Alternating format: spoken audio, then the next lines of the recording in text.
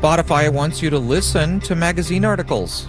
Marketplace Morning Report is supported by Intuit QuickBooks, integrating payroll, time tracking, human resources, and more in one connected system.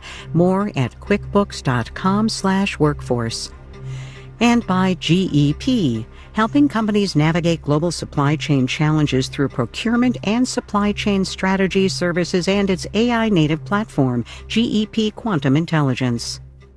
From Marketplace, I'm Nova Safo. Good morning. Spotify is expanding its audio offerings to include narrated versions of hundreds of magazine stories from publications such as Rolling Stone, Vanity Fair, and The Atlantic. The change comes on the heels of a bunch of new features announced during Spotify's Investor Day last week as the company tries to turn around its slumping stock. Marketplace's Megan McCarty-Carino has more. With AI disrupting the music industry and streaming landscape, Spotify is looking to diversify its business, says analyst Matthew Dolgan at Morningstar. There are things that you can get on Spotify that you can't get with the others. Audio articles, custom AI podcasts, a new partnership with Universal Music to allow users to create AI covers and remixes of certain songs. It just makes the platform stickier, makes subscribers less likely to leave. And the platform already has a strong track record in podcasts, says Laura Fisher, analyst with Media Research. It's like, what do we do with that spoken word audio appetite now, and where does it go next? Spotify has offered audio books for more than 2 years and seen steady growth in listeners. Audio articles will be included in premium users' monthly book allowance or available for $1.99. How many times have you started in long-form article and thought, wouldn't it be cool if you could listen to that in the car? Absolutely. Carnegie Mellon professor Michael Smith says many publications offer their own audio versions of articles. But they're all a little bit different. They're a little bit wonky. So consolidating them on a platform where users already have a listening habit could be beneficial for publishers, too. I'm Megan McCarty-Carino for Marketplace. Let's do the numbers. Well, on Wall Street, Dow, S&P, and NASDAQ futures are up in the 0.2 to 0.8% range. Oil prices are falling on news from Iranian state TV that the U.S. has sent a draft framework agreement that would end the war and require Iran to reopen the Strait of Hormuz within a month after the agreement is signed. Brent crude is down 5% to $95 per barrel.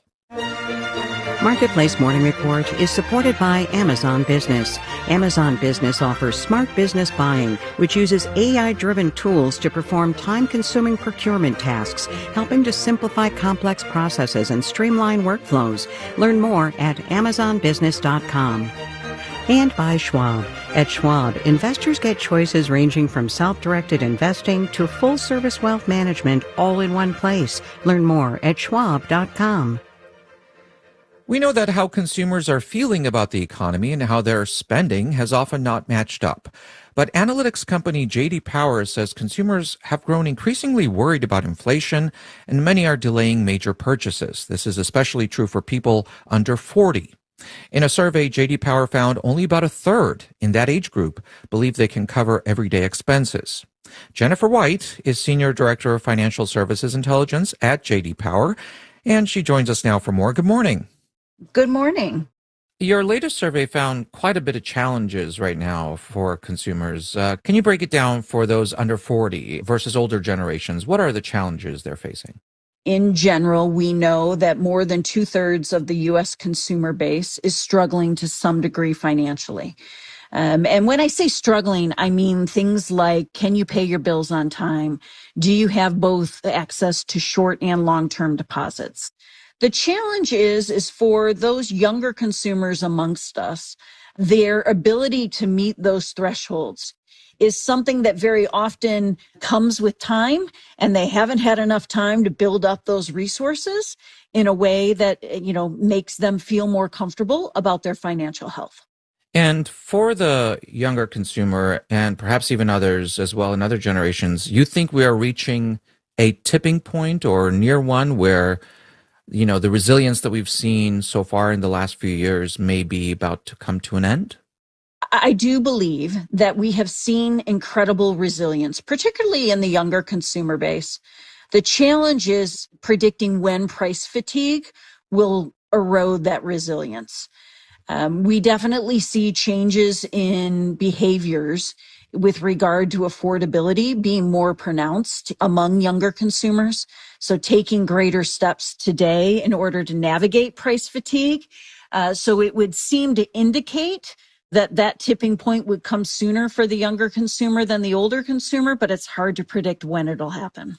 Tell me about what role you're seeing social media and AI play in all this in terms of financial advice and information that people may be seeking out. We asked consumers in the last 3 months, have you gone to AI to ask for financial advice or information? That number is 68% in the under 40 population compared to 42% in the over 40 population. Now, consumers of all ages are telling us that they're going to verify that information. The challenge is when we say, who are you verifying it with? Most often it's friends and family. So what verification really looks like can be worrisome if we think about how often AI can be misleading to consumers. If you had one piece of financial advice for folks who may be struggling out there or who may be trying to get some kind of financial assistance, what would that advice be?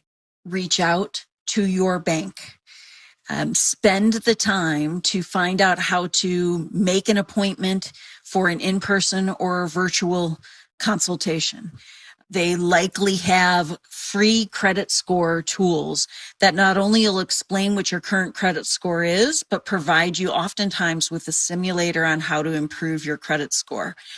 While I know we might have growing distrust as a general populace in large institutions, for the most part, banks are considered one of the most trustworthy institutions. And it's a good chance that the help that you need is there for free and you might just not know about it. Jennifer White is Senior Director of Financial Services Intelligence at J.D. Power. Thank you very much. Thank you. Wonderful conversation. Happy to be here. I'm Nova Safo with the Marketplace Morning Report.